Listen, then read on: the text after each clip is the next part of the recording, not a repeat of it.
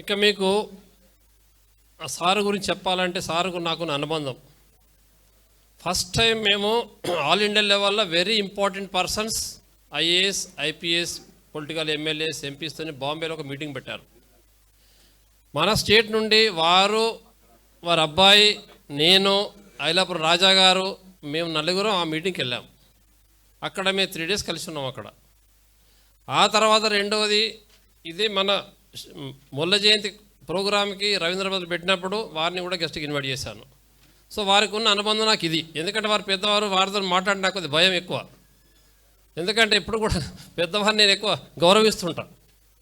So ఇంకొకటి please వినండి, ఒక ప్రోగ్రాం చేయాలంటే మన ఇంటికి చుట్టాలు వస్తుందంటే మనం ఒక 10 మంది వస్తుందంటే వారం రోజుల నుంచి మనం గాబరపడుతుంటాం.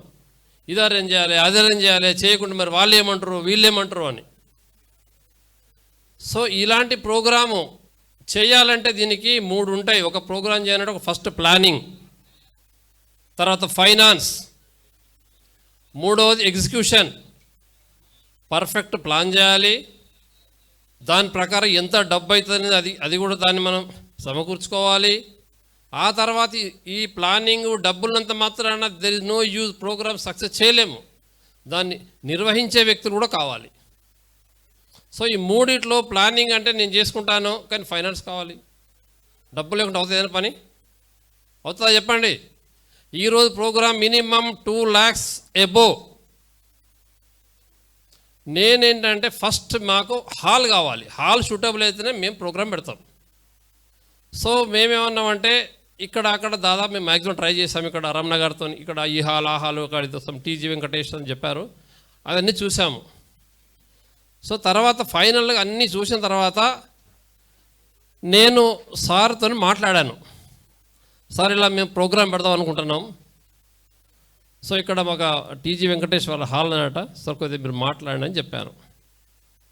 వారు పెద్ద మనసుతోని, ఎందుకంటే వీరయ్య గారు బయట ఎందుకు, మా సెమినార్ హాల్ ఉంది ఇక్కడే పెట్టుకోండి అని చెప్పారు. చూడండి వాళ్ళకి పెద్ద మనసు, గట్టిగా చెప్పండి ఒకసారి. That is number 1. నెంబర్ 2, మేము ఎప్పుడు కానీ ప్రోగ్రాం ఈవినింగ్ పెడతాం 2:30 to 8. మార్నింగ్ పెట్టాలంటే ఏంటి పెట్టచ్చు, కానీ ఏం కావాలి? భోజనం అంటే డబ్బులు కావాలి కదా. ఏమండి మరి మీరు సన్మాన గ్రహీతలు, మీకు ఎందుకంటే మీకు ఇచ్చే రెస్పెక్ట్ ఇవ్వాలి. టీ స్నాక్స్ కావచ్చు, ఫుడ్ కావచ్చు. మార్నింగ్ పెడితే ఫుడ్ కావాలంటే డబ్బులు కావాలి. మీరు చూడండి, ఫస్ట్ నేను పెట్టిన దాంట్లో కూడా మీకు 2:30 to 8 పెట్టాను. సార్ ఏమన్నారంటే పెద్ద మనసుతోని, వీరయ్య గారు మీరు ఈవినింగ్ పెట్టకండి మార్నింగ్ పెట్టండి అంటే, సార్ నాకు డబ్బులు కావాలి సార్, మా దగ్గర లేవు సార్, మేమే రమణ గారు కానీ మేమే మనిషి కొంత కాంట్రిబ్యూషన్ చేసుకున్నాం మేము. సార్ ఇంకా మిగతా వారం కూడా మన కొంతమందిని అడిగాము, కొంతమంది కూడా కాంట్రిబ్యూట్ చేశారు.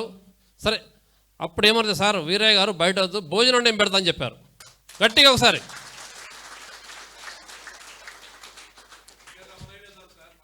సార్.